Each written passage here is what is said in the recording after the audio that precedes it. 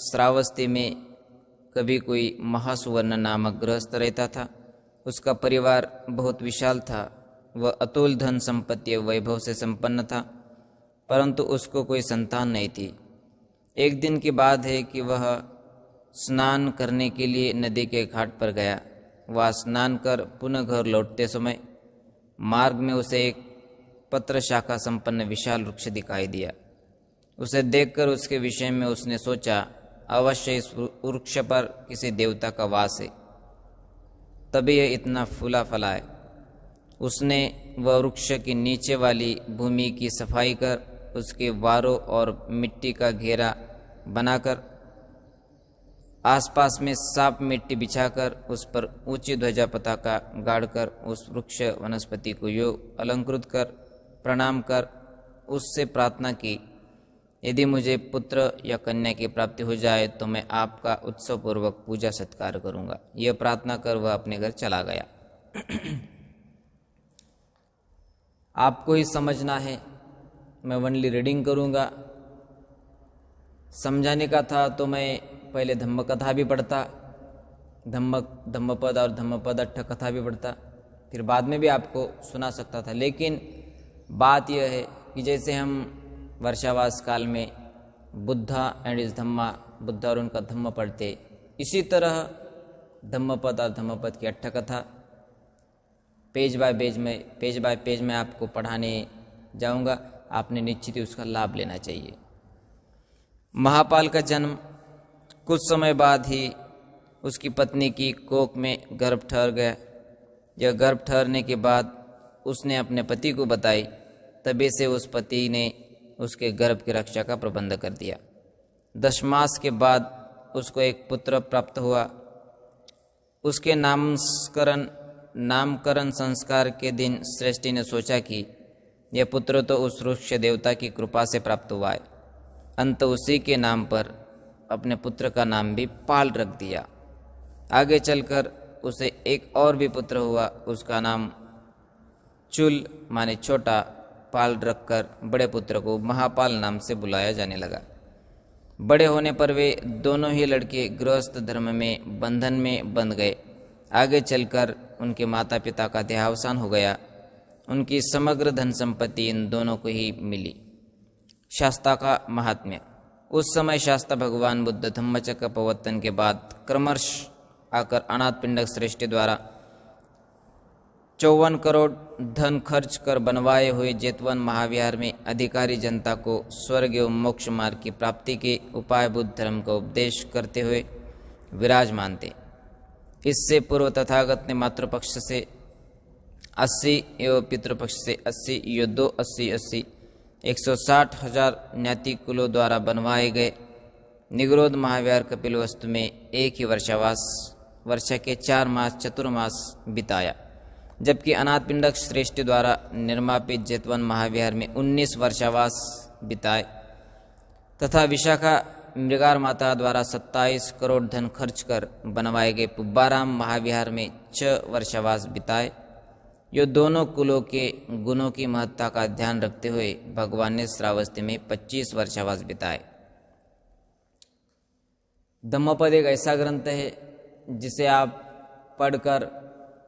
जिसे आप सुनकर निश्चित ही एक प्रकार से आध्यात्मिक लाभ प्राप्त कर सकते हैं। जिस तरह इस्लाम में कुरान का महत्व है और जिस तरह क्रिश्चियनिटी में बाइबल का महत्व है, हिंदुइज्म में जिस तरह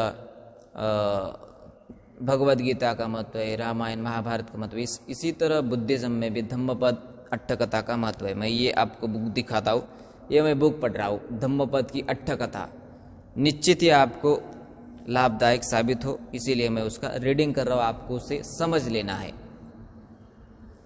इस सुदीर्घ काल में अनाथ पिंडक श्रेष्ठ एवं महाउपासिका विशाखा दोनों ही नियमित रूप से प्रतिदिन 2 बार भगवान तथागत की सेवा में उपस्थित होते थे।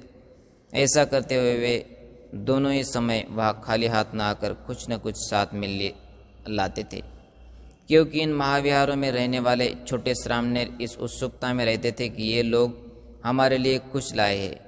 अंत ये दोनों यदि महाविहार में भोजन काल से पूर्व आते थे तो अच्छी खाद्य सामग्री साथ लेकर आते थे और यदि भोजन काल के बाद आते थे तो 5 प्रकार के भेषज एवं 8 प्रकार की पान सामग्री लाते थे। उन दोनों के घरों में 2-2 हजार भिक्षुओं के लिए आसन बिछे ही रहते थे। वह अन्न, पान, भोजन इनमें से जिस भिक्षु को जिस वस्तु की आवश्यकता होती वह उसे यथेच्छ मिल जाती थी। श्रेष्ठी पर शास्ता की करुणा। उन दोनों में से अनाथपिंडक श्रेष्ठी ने भगवान से कभी कोई प्रश्न नहीं किया, क्योंकि उसे निरंतर ध्यान रहता था कि भगवान वृद्ध एवं क्षत्रिय होने के कारण सुकुमार है।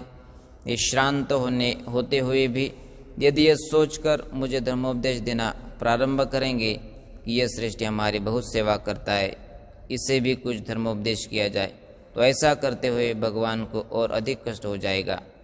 यो वह भगवान के प्रति अतिशय स्नेह के कारण उनसे कोई प्रश्न ही नहीं करता था। उधर शास्ता अपने आने के बाद आसन पर बैठते ही यह सोचने लगे थे कि यह रक्षा के बहुत कठिन अवसरों पर भी मेरी रक्षा का सतत प्रयास करता है।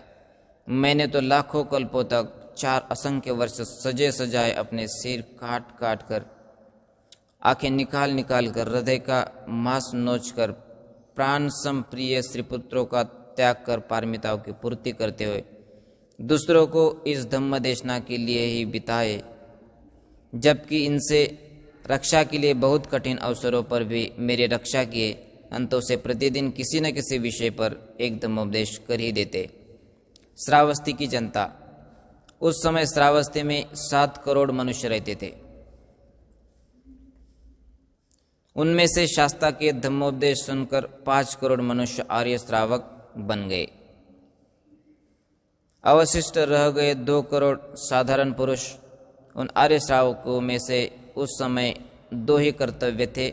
भोजन काल से पूर्व वे उन भिक्षुओं को भोजन दान करते थे और भोजन काल के बाद हाथ में माला, फूल तथा साथ में वस्त्र, भेषज तथा पेय पदार्थ लेकर धर्मोपदेश सुनने हेतु धर्म सभा में जाते थे।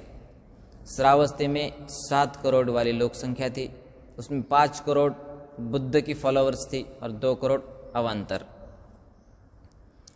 महापाल के धम्म में उत्सुकता। एक दिन महापाल ने उन आर्य श्रावकों को हाथ में सुगंधित माला पुष्प लिए हुए विहार में जाते देखकर यह जनसमुदाय कहाँ जा रहा है, ये पूछते हुए उनसे धम्म श्रवण के लिए यह उत्तर पाकर मैं भी वहाँ जाऊँगा, यह सोचते हुए वहाँ जाकर शास्ता को प्रणाम कर धम्म सभा में एक तरफ बैठ गया।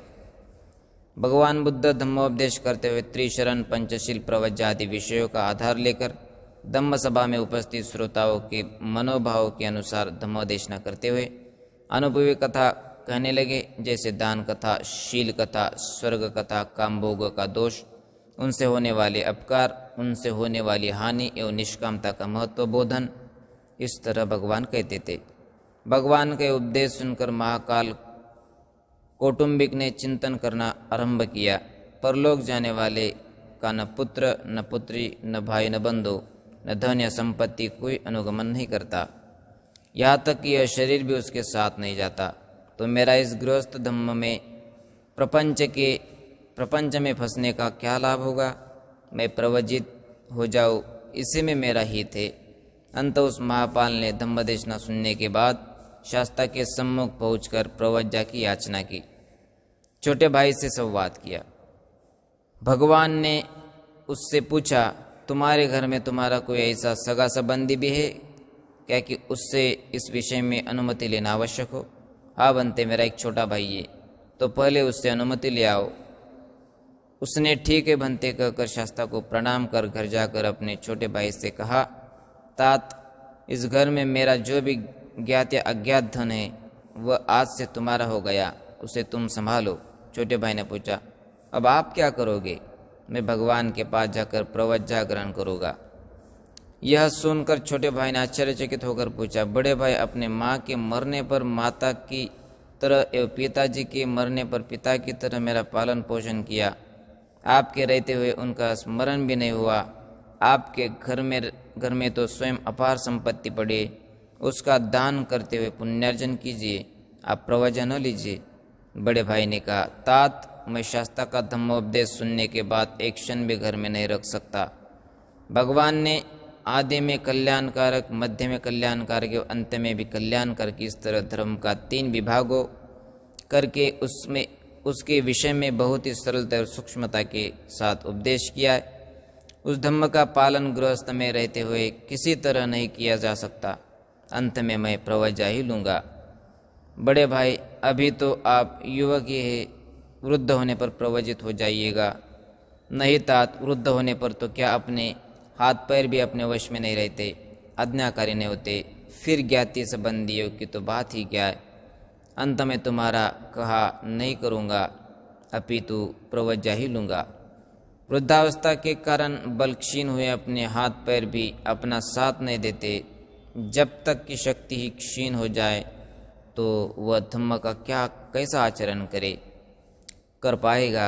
अंत में मैं तात प्रवज्जित ही होऊंगा। महापाल की प्रवज्जा होती है। यो छोटे भाई के रोने धोने पर भी महाकाल ने भगवान के पास जाकर प्रवज्जा ग्रहण कर क्रमशः प्रवज्जा एवं उपसंपदा प्राप्त कर 5 वर्ष पर्यंत आचार्य उपाध्याय के अधीन रहकर वर्षावास के बाद प्रवरना कर पुनः भगवान के पास उसने उनसे पूछा, भंते, इन शासन बौद्ध धम्म में कितने धूर उत्तरदायित्व है? ग्रंथधूर एवं विपश्यना धूर, ये 2 ही धूर है। भंते, ग्रंथधूर क्या है और विपश्यना धूर क्या है? 1 या 2 निकायों में से अपनी बुद्धि के अनुसार कुछ बुद्ध वचन या समग्र त्रिपिटक को कंठस्थ करना सीखना यह ग्रंथधूर कहलाता है। दूसरा, स्वचित्त वृत्तियों को सरल सल्लहुत करके आत्मा के क्षय एवं वे नाश का चिंतन करते हुए सातत्य क्रिया निरंतर अभ्यास के सहारे विपश्यना को बढ़ाते हुए अरहंत प्राप्त करना विपश्यना धूर कहलाता है। तब महाकाल ने निवेदन किया, भंते, मैं अधिक आयु में प्रवजित हुआ हूँ। अंत मेरी बुद्धि तीव्र न होने के कारण ग्रंथधूर को तो मैं पूर्णता नहीं कर पाऊंगा, परंतु विपश्यना धूर को मैं पूर्ण कर लूँगा। कृपया मुझे उसका कर्मस्थान साधना का उपाय बतावे। तब भगवान शास्ता ने उसको अरहंत प्राप्ति की साधना का उपाय बताया। स्थविर का साधना हेतु प्रस्थान। तब वह भिक्षु शास्ता को प्रणाम कर अपने सहगामी साथी भिक्षुओं को खोजता हुआ अंत में 60 साथियों को पाकर उनके साथ विहार से प्रस्थान कर 120 योजन मार्ग चलने के बाद एक बड़े ग्राम की सीमा में पहुंचकर वह अपने साथी भिक्षुओं के साथ ग्राम में भिक्षा हेतु प्रविष्ट हुआ। ग्रामवासी मनुष्यों ने उन कर्तव्यपरायण भिक्षुओं को देखते ही प्रसन्न चित्त होकर आसन बिछाकर ससम्मान बिठाकर स्वादु एवं स्निग्ध आहार परोसकर पूछा, भंते, आप लोग कहाँ जा रहे हैं? साधना हेतु जहाँ उचित स्थान मिले वही। भिक्षु द्वारा ऐसा कहे जाने पर वह उन बुद्धिमान मनुष्यों ने समझ लिया है कि ये पूजनीय भिक्षु वर्षावास हेतु उचित शयनासन के खोज में। यह जानकर वे बोले, भंते, यदि आप लोग 3 मास पर्यंत यह विराजे तो हम लोगों को भी त्रिशरण की आराधना करते हुए पंचशील शिक्षा का पुण्यप्रद अवसर मिल जाएगा। उन भिक्षुओं ने भी उन ग्रामवासी जनों की बात यह सोचकर मान ली कि हम इन कुलों का सहारा लेते हुए अपनी साधना को आगे बढ़ाते हुए भवनिस्सरण को सुगम बना लेंगे। ग्राम में वर्षावास। ग्रामवासी मनुष्यों ने भिक्षुओं की सहमति जानकर ग्राम स्थित विहार को झाड़ पोंछ कर दिन और रात में व्यवहृत होने वाली वस्तुएं वहां रखकर उसे भिक्षुओं को सौंप दिया। वे भिक्षु भी नियमित रूप से उसी ग्राम में भिक्षा हेतु जाते रहे। इसी बीच एक वैद्य भी उस भिक्षु आवास में पहुंचा। उसने भिक्षुओं को आश्वासन दिया, भंते, एक आवास में रहते रहते बहुत से लोगों पर कभी कभी कोई रोग भी आक्रमण कर देता है। ऐसी स्थिति आने पर मुझे बताइएगा, मैं आपकी चिकित्सा के लिए निरंतर तैयार रहूँगा। अब यहाँ से खास स्टोरी शुरू होती है, निश्चित आप इसका लाभ लें। स्थविर का सहगामी भिक्षुओं से प्रश्न।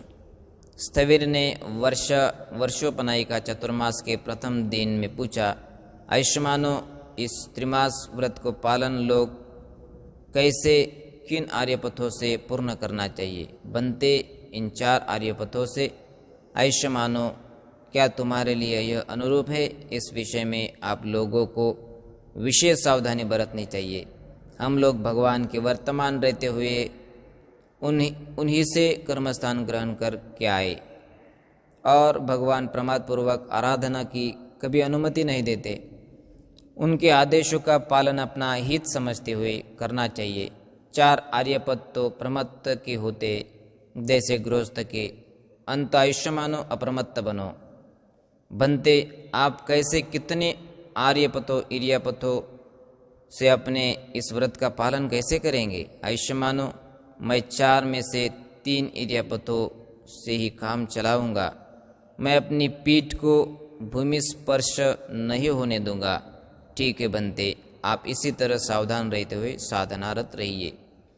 स्थविर को नेत्र रोग। उस समय जो वर्षावास के लिए भिक्षु आए थे, तो एक भिक्षु के साथ सभी भिक्षु वर्षावास के लिए वहाँ ठहरे थे। तो वहाँ पे एक वैद्य भी था।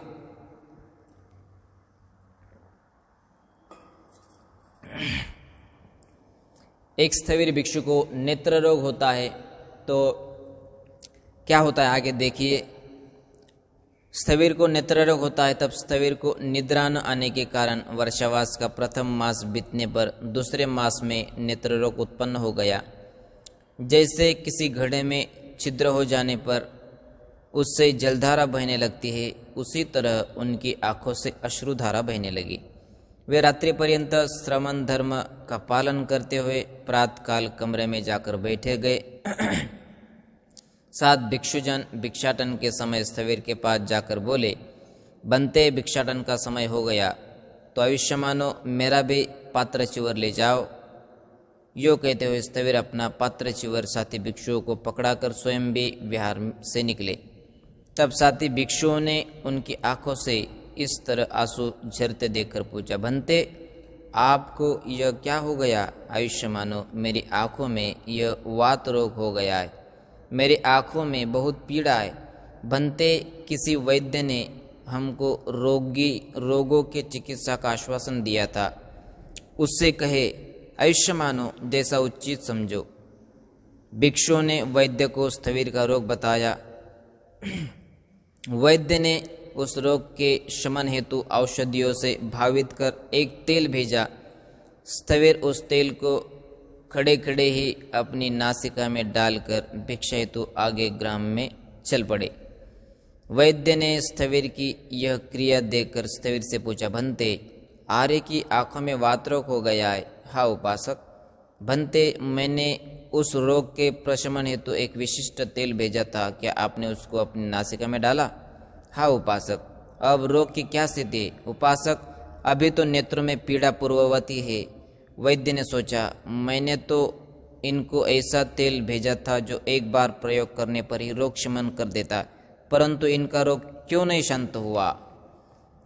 अंत उसने फिर स्थविर से पूछा, बनते क्या अपने उस तेल का प्रयोग बैठे बैठे ही कर लिया था या लेट कर किया था? परंतु स्थविर इस प्रश्न पर चुप रहे। बार बार पूछने पर भी स्थविर ने कोई उत्तर नहीं दिया। स्थविर का दृढ़ संकल्प था। तब वैद्य ने विचार किया कि इनके वास स्थान पर चलकर देखना चाहिए कि इन्होंने उस औषध का प्रयोग कैसे किया है। यह विचार कर उसने स्थविर से कहा, अच्छा बनते आप चलिए। यो स्थविर को भेजकर पुनः विहार में जाकर स्थविर के आवास गृह को देखने पर उसे उनका चंक्रमण एवं बैठने का स्थान तो दिखाई दिया, परंतु लेटने का स्थान नहीं दिखाई दिया। तब वैद्य ने फिर पूछा, बनते आपने बैठे ही बैठे औषध का प्रयोग किया या लेटकर? इस तरह बार बार पूछने पर भी स्थविर चुप ही रहे। तब अंत में वैद्य ने कहा, बनते आपको ऐसा नहीं करना चाहिए था। बनते इस श्रमण धर्म का पालन तभी तक हो पाएगा जब तक आप यह शरीर स्वस्थ रहेगा। अंत आप लेटकर औषधि का प्रयोग कर ले। अंत में स्थविर ने वैद्य से कहा, आयुष्मान अभी आप जाइए, मैं मंत्रणा करके आपको बाद में उत्तर दूंगा। वैद्य चले गए। स्थविर का वहाँ का वहाँ न कोई परिवार का सदस्य या कोई दूर का संबंधी ही था कि उनसे वह मंत्रणा करता। अंत में वह अपने इस मूल मलपूरित घृणित काय से मंत्रणा करता हुआ सा बोला, अरे पालित, अपने हृदय की यह बात तू किससे महत्व देता है, अपनी आंखों को या बुद्धों के आदेशों को? इन अनादि अनमतज्ञ संसार में तुझ आँख से कान पुरुष की कौन गणना है, काक पुरुष की कौन गणना है? इधर अनेक सैकड़ों हजारों बुद्ध अवतरित हुए और चले गए, उनमें से किसी को भी तूने नहीं पहचाना। अब अंत में तू यह संकल्प व्रत लिया है कि मैं 3 मास वर्षवास पूर्ण होने तक किसी भी प्रकार से लेटूंगा नहीं, 3 मास तक निरंतर नियमित रूप से यह उद्योग करूंगा। तो अब तेरी ये आँख फूट जाए या नष्ट हो जाए, तुझे बुद्ध का आदेश नहीं त्यागना चाहिए। उसे क्यों महत्व दे, अपनी आँखों को नहीं। इस तरह अपने इस महाभूतों से उत्पन्न शरीर को इन गाथाओं से संबोधित किया। तेरे ये नेत्र, स्रोत या कायाश्रित अन्य अंग जिन पर तेरी आसक्ति है, ये सब के सब भले ही नष्ट हो जाए, परंतु हे पालित, तो बुद्धोपदेश के पालन में ही प्रमाद किस लिए करता है? तेरे ये नेत्र पूर्ववत जीर्ण हो जाए, प्रमाद किस लिए करता है? तेरे नेत्र पूर्ववत विखर जाए, प्रमाद क्यों करता है? इन 3 गाथाओं से अपने मन को समझाकर बैठकर ही उन्होंने उस औषधि का नासिका से प्रयोग किया, लेट कर नहीं। और वे ग्राम में भिक्षाटन हेतु चले गए। मार्ग में वैद्य ने उनको देखकर पूछा, पूर्ववत बार बार पूछने पर भी कोई उत्तर न दिया। तब वैद्य ने दुखी होकर कहा, बनते, आप लोग पथ्य औषधि के अनुकूल आचरण नहीं करते। अंत आज से आप यह किसी से न कहना कि यह वह तेल अमुक वैद्य ने बना कर दिया था। मैं भी किसी से नहीं कहूँगा कि वह तेल मैंने बना कर दिया था। इस तरह वैद्य द्वारा औषध के लिए प्रत्याख्यात कर दिए जाने पर विहार में आकर स्थविर ने अपने मन को समझाया, अरे श्रमण, अब तो वैद्य ने भी तुम्हारा प्रत्याख्यान कर दिया, परंतु इतने पर भी तो बुद्धोपदेश इरियापद का परित्याग नहीं करना। पालित, अब तो वैद्य ने भी तुम्हारा परित्याग कर दिया है, यहाँ तक कि उसने आगे चिकित्सा करने से भी निषेध कर दिया है। अब तुम्हारे चरण मृत्यु की तरफ बढ़ते जा रहे, तो इस दशा में बुद्धादेश के पालन में क्या प्रमाद करना है? स्थविर की अरहत्व प्राप्ति एवं नेत्रहीनता। इस गाथा से अपने मन को समझाते हुए स्थविर श्रमण धर्म के पालन में और अधिक तत्परता से लग गए। तब रात्रि का मध्यम बीच का प्रहर बीतने पर अनादि अनंत के रूप में उनके क्लेश एवं नेत्र दोनों एक साथ नष्ट हो गए। केवल शुष्क विपश्यक अंतर्दृष्टि अरहत बनकर कुटिया के अंदर जाकर बैठ गए। तब भिक्षुओं ने भिक्षाटन के समय आकर स्थविर से कहा, बनते, भिक्षा का समय हो गया है, क्या आयुष्यमानो समय हो गया? हाँ बनते, तो आप लोग जाइए। क्या आप नहीं चलेंगे? आयुष्यमानो, मेरे नेत्र तो विनष्ट हो गए, मैं मार्ग कैसे देख पाऊंगा? तब उन भिक्षुओं ने स्थविर की आंखें उस स्थिति में देखकर अपनी आंखों में आंसू भरकर दुखी होते हुए बोले, बनते, आप चिंता न करें, हम सब आपकी सेवा शुश्रूषा करेंगे। यो वे स्थविर को आश्वस्त कर उनके सभी कर्तव्य पूर्ण करते हुए भिक्षा हेतु ग्राम में प्रविष्ट हुए।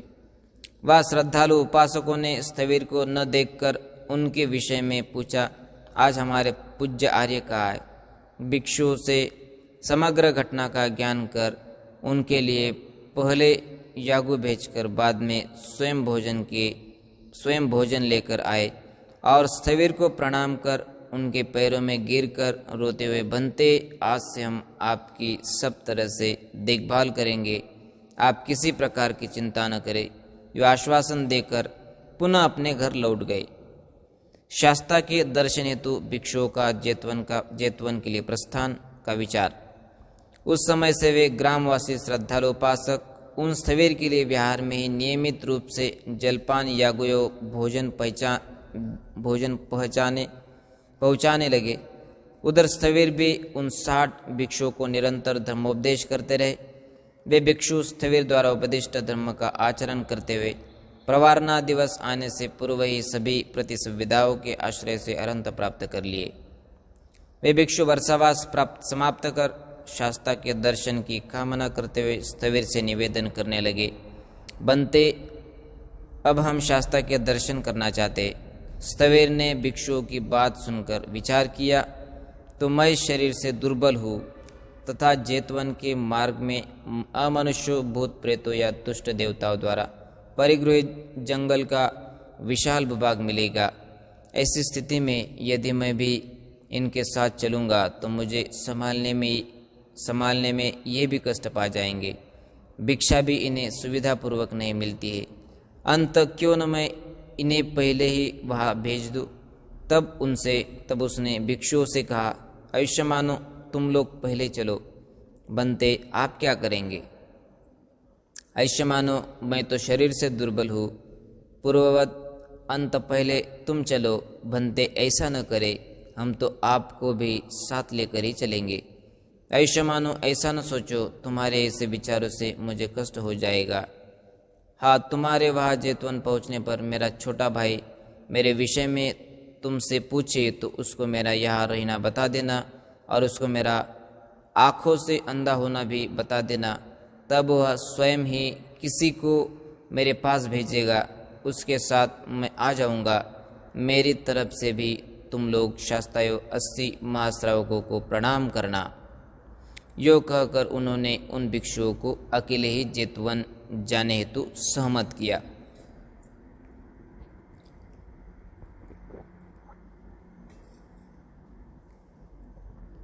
अब स्थविर भिक्षु के कहने पर बहुत सारा भिक्षु संघ भगवान बुद्ध के दर्शनार्थ जाने लगा।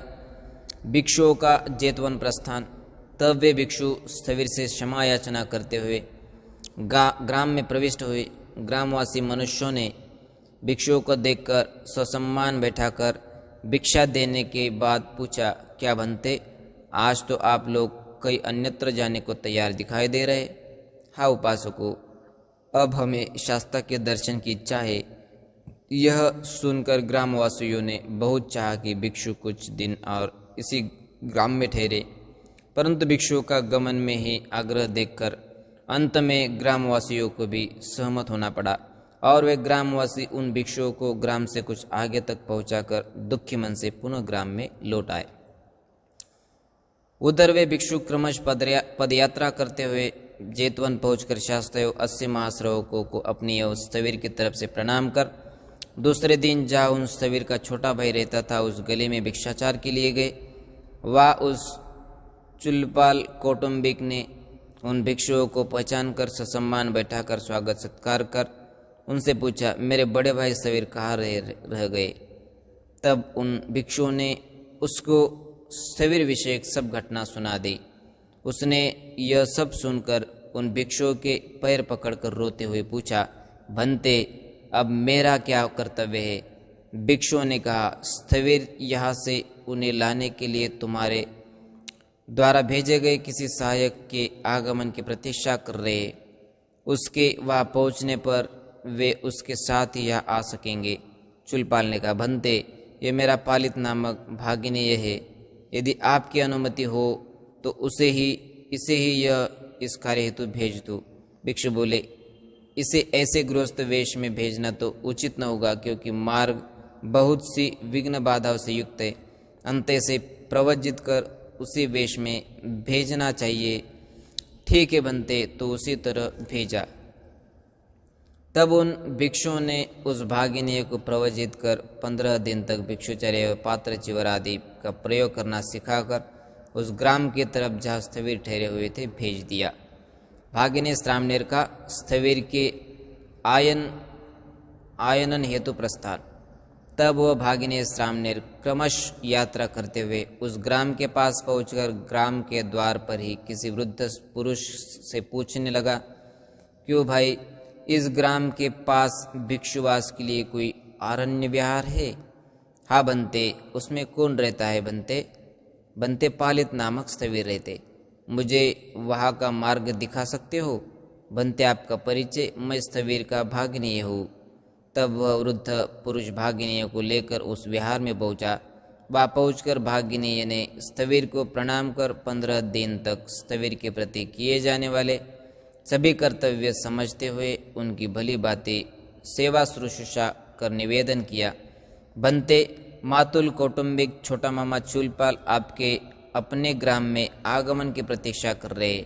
अंत चलिए आप चले जाए तो मेरी लाठी का एक कोना मार्ग संकेत तो पकड़ो। यो वह भागिने भिक्षु स्थविर की लाठी का एक कोना पकड़कर स्थविर के साथ ग्राम में प्रविष्ट हुए। ग्रामवासी पुरुषों ने स्थविर को समझा ससम्मान बैठाकर पूछा, बनते आज तो आपकी अन्यत्र जाने की सी तैयारी लग रही है। हाँ उपासकों, शास्ता को प्रणाम करने जा रहा हो।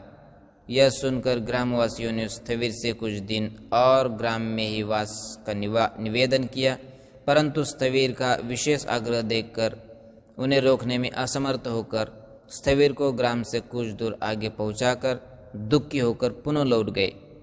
श्रामनेर का नारी मोह। इधर वह श्रामनेर भी स्थविर की लाठी पकड़े उन्हें मार्ग संकेत करता हुआ क्रमश उस बेहद भीषण जंगल के बीच बसे काष्ठनगर ग्राम में, जहाँ की ये स्थविर भी पहले वास कर चुके थे, पहुंचा।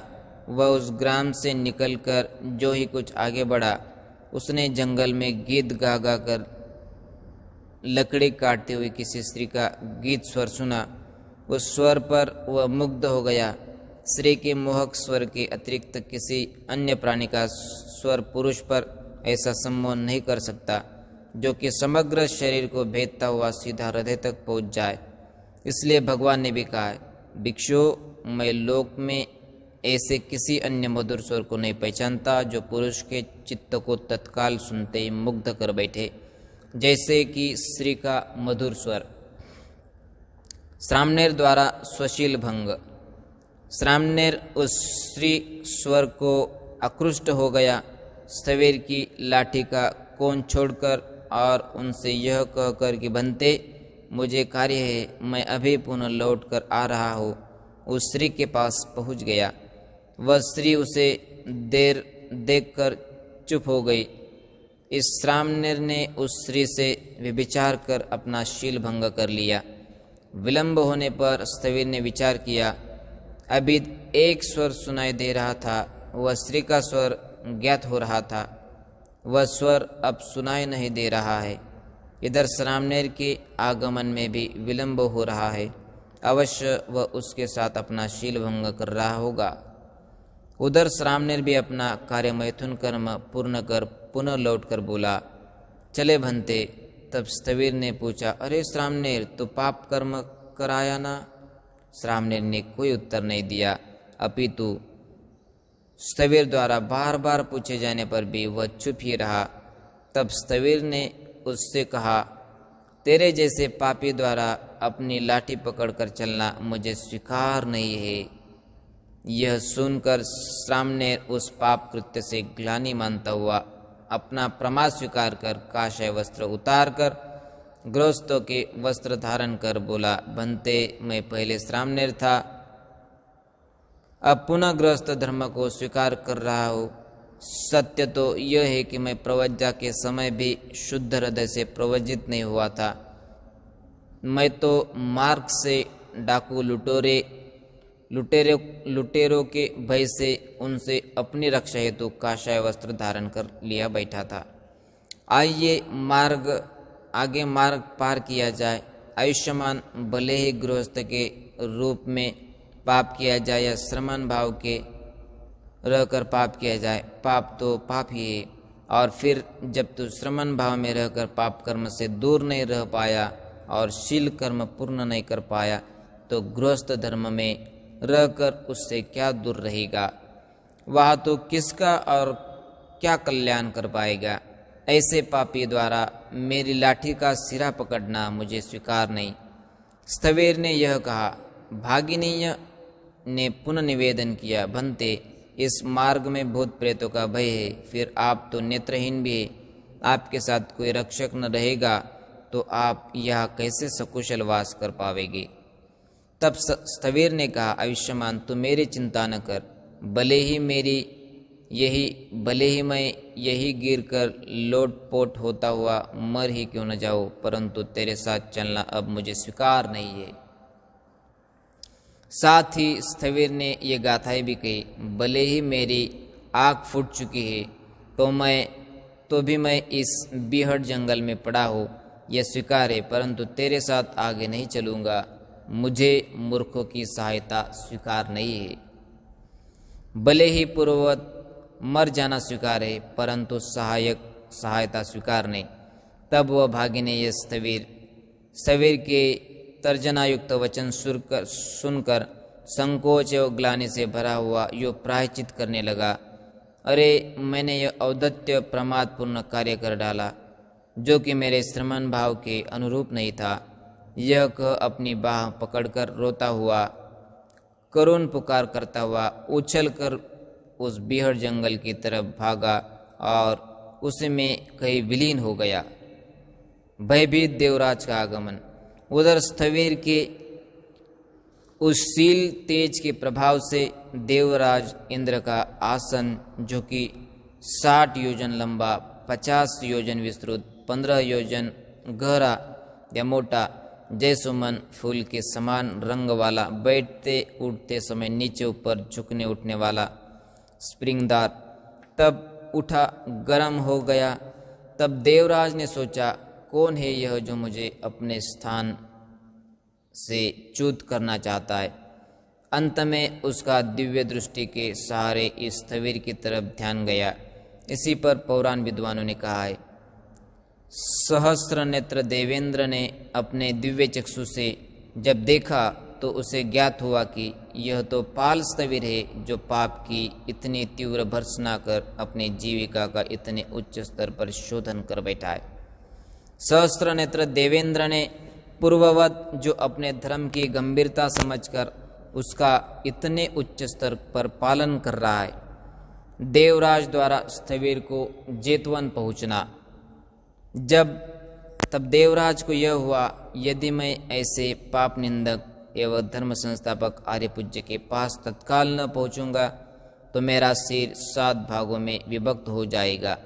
अंत में उसके पास तत्काल पहुंचू। तब देवराज भी लक्ष्मी का धारक सहस्त्र नेत्र देवेंद्र शक्र उसी समय आकर चक्षुपाल स्थविर के पास पहुंचा और पहुंचकर स्थविर से कुछ दूर रहकर उसने पदध्वनि की।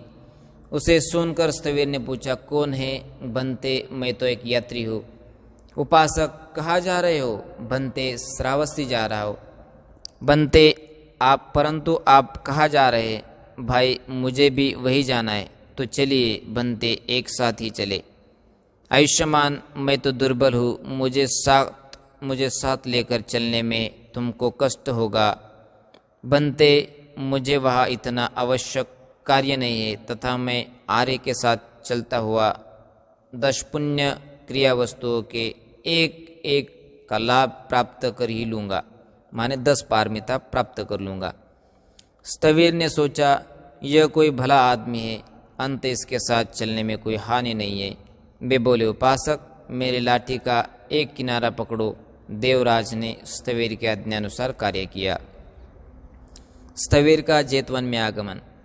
उस समय देवराज ने अपने दैविक प्रभाव से पृथ्वी को इतना संक्षिप्त कर दिया कि उसी दिन सायंकाल तक वे दोनों उस बीहड़ जंगल से जेतवन पहुंच गए। स्थविर को जब वहाँ शंख और ढोल बजने की ध्वनि सुनाई दी तो सुनकर पूछा, यह शब्द कहाँ से हो रहा है? श्रावस्ती से। बनते, अरे वहाँ से जाते समय तो हमें बहुत देर लगी थी।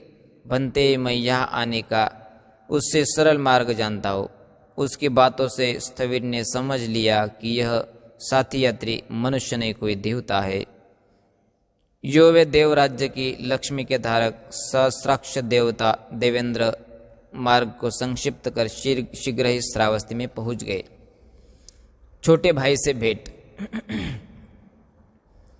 उसने स्थविर को जेतवन में लाकर उनके छोटे भाई द्वारा इन्हीं की निमित्त बनवाए गए पर्णकुटी में बैठाकर उनके प्रिय साथी का रूप धारण कर उस चूलपाल के घर के दरवाजे पर जाकर पुकारा, सौम्य चूलपाल है? क्या बात है सौम्य, स्थविर का वापस लौटना जानते हो? नहीं जानता। क्या स्थविर आ गए? हाँ सौम्य, मैं अभी जेतवन विहार गया था, वह तुम्हारी बनाए पर्णशाला में उन्हें बैठाकर आ रहा हो। यह कहकर इंद्र वहां से चल दिया। उधर चूलपाल कौटुंबिक भी महाविहार में जाकर स्थविर को देखकर पैरों में लिपटकर रोते हुए बोला, इन्हीं सब बातों का अनुमान लगाकर ही मैं आपको प्रवज्जित नहीं होने दे रहा था। इसी तरह नाना प्रकार से उपालब्ध देकर अपने 2 दास युवकों को दासता से मुक्त कर स्थविर के पास प्रवज्जित कर उसने कह दिया कि तुम लोग प्रतिदिन ग्राम से भोजन आदि लाकर इनकी सेवा करो। इस तरह वे दोनों श्रामणेर अपना कर्तव्य समझते हुए स्थविर की सेवा करने लगे। अन्यत्रवासी भिक्षुओं द्वारा स्थविर की आलोचना। पुनः एक दिन कुछ अन्यत्र देश में रहने वाले भिक्षुजन शास्ता का दर्शन करेंगे, यह सोचकर जेतवन में आकर भगवान तथागत को प्रणाम कर तथा जेतवन में ही रहने वाले 80 महाश्रावक भिक्षुओं को भी प्रणाम कर फिर चक्षुपाल स्थविर का वास स्थान दूर से पहचान कर इसे भी देखेंगे, यह सोचकर सायंकाल उस तरफ चले। परंतु इसी समय प्रबल जलवृष्टि प्रारंभ हो गई। तब वे भिक्षु यह सोचकर कि अब बहुत सायंकाल हो गया है, प्रबल वर्षा भी हो रही है, चलो कल ही देखेंगे, लौट गए। उधर वर्षा भी प्रथम प्रहर पर्यंत बरसकर दूसरे प्रहर में रुक गई। तब स्थविर ने साधना में उद्योगरत होकर चंक्रमण का निश्चय कर दूसरे प्रहर में चंक्रमण प्रारंभ किया। उस समय नव वर्षा के कारण भूमि से बहुत ही बीरहुटी इंद्रगोप निकल आई थी। श्रामणेरों ने उस दिन समय से चंक्रमण स्थान पर झाड़ू नहीं लगाई थी। इसी समय वे अन्य देश के वासी भिक्षु स्थविर के वासस्थान पर उनके दर्शन हेतु चले आए। वह चंक्रमण स्थल में बहुत सी मरी हुई बीर बहुटियां देखकर उन्होंने पूछा, यह कौन चंक्रमण करता है? स्थविर के श्रामणेरों ने बताया, हमारे उपाध्याय यहाँ चंक्रमण करते। यह सुनकर वे भिक्षु खिन्न एवं उद्विग्न हुए और बोले, आयुष्यमानो, देखो तो इस भिक्षु का श्रमण कर्म जब आंखें थी तो पैर पसार कर सोया रहा, अब आंख न रहने पर चंक्रमण सूझ रहा है कि इतने प्राणियों की अकारण हत्या कर डाली। सोच रहा है हित कर रहा है या अहित।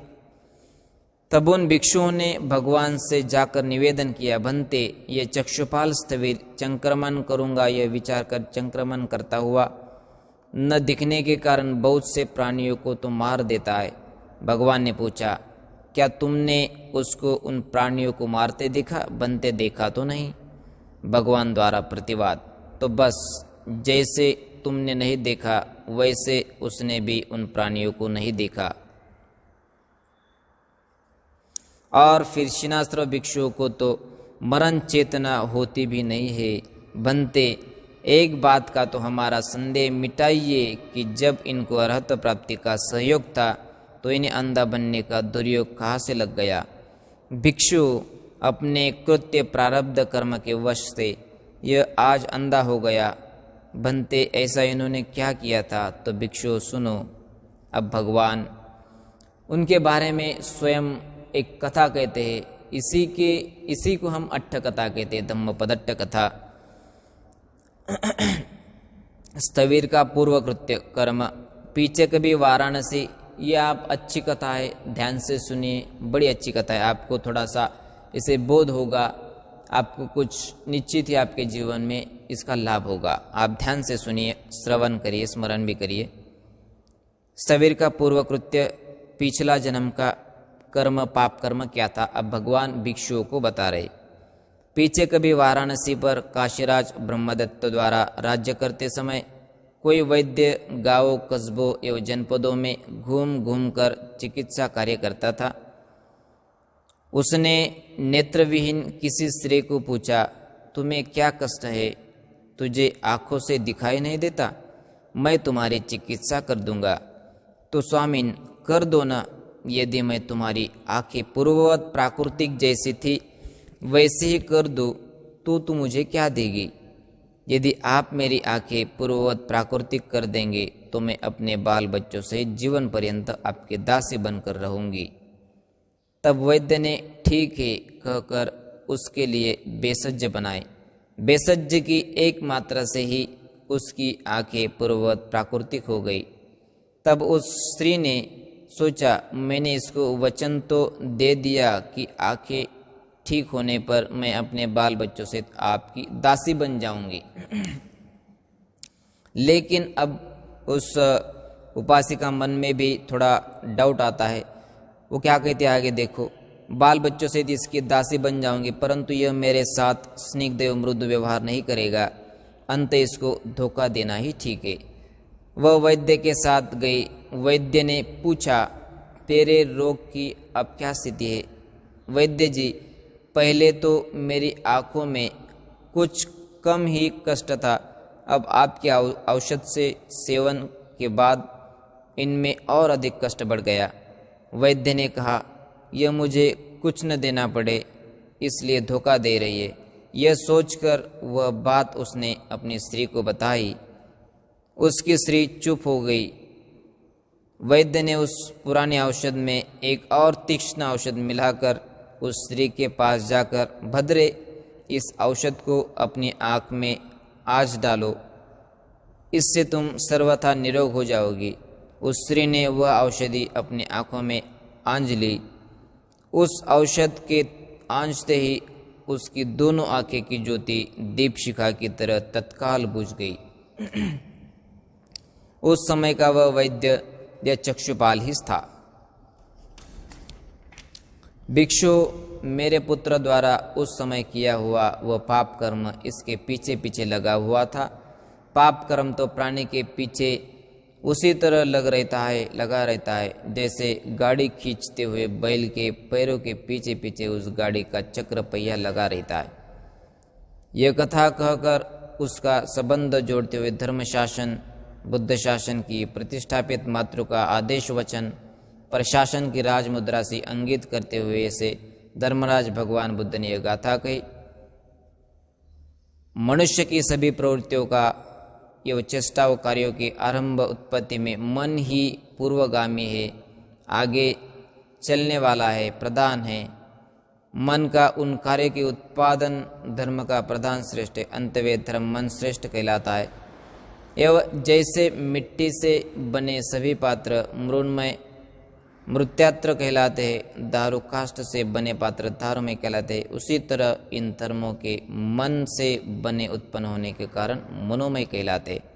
तो भगवान क्या कहते हैं, मनोपुब्बा गम्मा धम्मा मनोसेट्ठा मनोमया मनस्साचे पदुट्ठेन भासति वा करोति वा तत्तोणं दुखमन्वेति चक्कं वं वहतो पदं। मनुष्य दूषित विकृत मन से जो कुछ भी बोलता है व करता है, इन 10 अकुशल कर्मों से उत्पन्न दुख उस मनुष्य का उसी तरह पीछानुगमन करते हैं जैसे गाड़ी का चक्र पहिया गाड़ी में जुते हुए बैल के पैरों का पीछा करता रहता है। वह इस गाथा में मनो इस पद से कामावचार, कुशल आदि भेद से सभी चतुर्भूमिक चित्तों का ग्रहण होता है। इस प्रसंगागत पद में उस वैद्य द्वारा उत्पन्न चित्त के वश से नियमित, विश्लेषित एवं विभक्त दौर मनस्संगत प्रत्येक संप्रयुक्त चित्त का ही ग्रहण है। पुब्बंगम्मा प्रथम अग्रगामी रूप से समन्वागत धम्मा गुण देशना परियति एवं निसत्व या निर्जित्व भेद से धर्म चतुर्विध होते हैं। उनमें धर्म एवं अधर्म दोनों ही समागम समान विपाक देने वाले होते हैं। अपने विपाक के रूप में प्राणी का धर्म नरकपात कराता है तथा धर्म उनको स्वर्ग में पहुंचा देता है। इस गाथा में धर्म शब्द का प्रयोग गुण धर्म का उदाहरण है। भिक्षु, मैं तुम्हें ऐसे धर्म का उपदेश करूंगा जो आरंभ में कल्याण कर, मध्य में और अंत में कल्याण करे। इसमें धम्म शब्द का प्रयोग देशना धम्म के रूप में प्रयुक्त हुआ है। यह भिक्षु कुछ कुलपुत्र धम्म का सूत्र, गेय आदि के रूप में अध्ययन करते। यह धम्म का शब्द परियति धार्मिक ग्रंथ में स्मरण धर्म के अर्थयुक्त प्रयुक्त होता है। उस समय में जो धर्म होते थे, स्कंद होते थे, यह धर्म शब्द का प्रयोग निसत्व एवं निर्जित्व के धर्म के अर्थ में प्रयुक्त है। इन चतुर्वेद धर्मों में इस प्रसंग में निसद्व निर्जित्व धर्म ही अभिप्रेत है। वह साधारण वेदना स्कंद, संज्ञा स्कंद एवं संस्कार स्कंद इन 3 अरूपी धर्मों के लिए प्रयुक्त होता है। मनोपुब्बा गम्मा धम्मा का यही व्याख्यान है। यह प्रश्न हो सकता है कि एक वस्तु में, एक आलंबन में आदि अंतरहित एक क्षण में उत्पद्यमान मन की पूर्वांगमता क्या होगी? उत्तर है, उत्पाद प्रत्यय के कारण पूर्वांगमता बन सकती है। जैसे बहुत से पुरुष एक साथ मिलकर किसी ग्राम में लूटपाट करें, वह पूछा जाए कि इन सब में पूर्वांगम प्रधान कौन है, तो वह उत्तर दिया जाता है कि जो इनका प्रत्यय अर्थात हेतु या आश्रय निर्देशक है, जिसके सहारे से ये उस कर्म में प्रवृत्त होते, वही प्रधान पूर्वांगम है। फिर भले ही वह इनका स्वामी हो या मित्र, वैसे ही इस प्रकरण में समझना चाहिए। अंत उत्पादक होने के कारण मन ही इन धर्मों का प्रधान है, पूर्वांगम में इसलिए है मनोपुब्बा कहलाते। निष्कर्ष यह है कि वे धर्म मन में अनुत्पन्न होने पर उत्पन्न ही नहीं हो सकते। इसके विपरीत मन तो उन चेतसिक धर्मों के अनुत्पन्न होने पर भी उत्पन्न होता ही रहता है। अंत यही उनका पूर्वांगम है। मनोसेट्ठा आधिपति प्रत्यय के कारण मन ही तो प्रधान है, जिसका ऐसे धर्म मन श्रेष्ठ कहलाता है। जैसे ग्राम में लूटपाट करने वाले चोर समूह में अपेक्षाकृत बड़े चोर प्रधान श्रेष्ठ कहलाता है, उसी तरह यह मन के अधिपति होने के कारण मन ही इन धर्मों का प्रधान है, सर्वश्रेष्ठ है। मनोमया तथा जैसे दारू आदि से निर्मित पात्र दारूमय आदि कहलाते, उसी तरह वे धर्म भी मन से निष्पन्न उत्पन्न होने के कारण मनोमय कहलाते। पदुत्थेन आगंतुक, अपरिचित, अविद्या, अतिलोभ आदि दोषों से प्रदुष्ट होने के कारण स्वाभाविक चित्त है, भवंग चित्त व अप्रदुष्ट निर्मल ही रहता है। जैसे स्वच्छ जल आगंतुक नीलादि रंगों से उपक्लिष्ट होकर नील पित्त आदि भेद से व्यवहृत होता है, तब वह नया जल या स्वच्छ जल नहीं कहलाता। उसी तरह यह चित्त भी उस समय लोभादि दोषों से प्रदुष्ट ही कहलाता है। उस समय से स्वच्छ चित्त या भवंग चित्त नहीं कह सकते।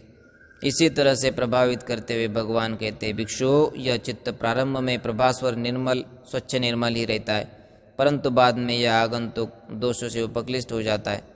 यो मन साचे बदुठ्ठेन भासति वा करोति वा का अर्थ है, मन के प्रदुष्ट होने पर वह सत्व बोलता हुआ चतुर्विध वाग दुश्चरितों को बोलता है, काय से कुछ करता हुआ त्रिविध काय दुश्चरित करता है, तथा लोभादि से उपक्लिष्ट चित्त त्रिविध मनोदुश्चरितों को करता संपादित करता है। इस तरह इस उपक्लिष्ट चित्त से 10 अकुशल कर्मपद परिपूर्ण होते रहते। तत्तोनं दुःखमन्वेति, उस त्रिविध दुश्चरित से कुछ पुरुष को दुख प्राप्त होता है। उस दुश्चरित के प्रभाव से चारों अपायों में तथा मनुष्य लोक में वह जन्म लेकर काय विषयक तथा अन्य विषयक कायिक एवं चेतसिक दुख का अनुगमन करता है। इसमें उदाहरण है चक्कं वंग वह तो पदंग, जुए में जीते हुए, जुआ खींचते हुए बैल के पैर का गाड़ी पहिया अनुगमन करता है। जैसे वह बैल 1 दिन, 2 दिन, 5 दिन, 10 दिन, 15 दिन या 1 मास तक जुआ खींचता हुआ भी उससे पीड़ा नहीं छुड़ा सकता। यदि वह आगे बढ़ता है तो उसकी ग्रीवा में जुए की रगड़ से कष्ट होता है, तथा यदि वह पीछे हटता है तो उसके पैरों में पहिए की टक्कर लगने से भी उसको पीड़ा होती है और उसके पैरों का मांस कट जाता है। इन दोनों ही तरह से उस पहिए का बैल को कष्ट देने का यह क्रम निरंतर चलता रहता है। यही बात प्रदुष्ट मन से किए जा रहे त्रिविध दुश्चरितों को पूर्ण कर रहे पुद्गल को नरक आदि में उन स्थानों पर जाकर कायिक चेतसिक दुख से अनुबद्ध होना पड़ता है। गाथा के अंत में 30,000 भिक्षु प्रति संविद मीमांसा पूर्वक ज्ञान के साथ अर्हत को प्राप्त हुए।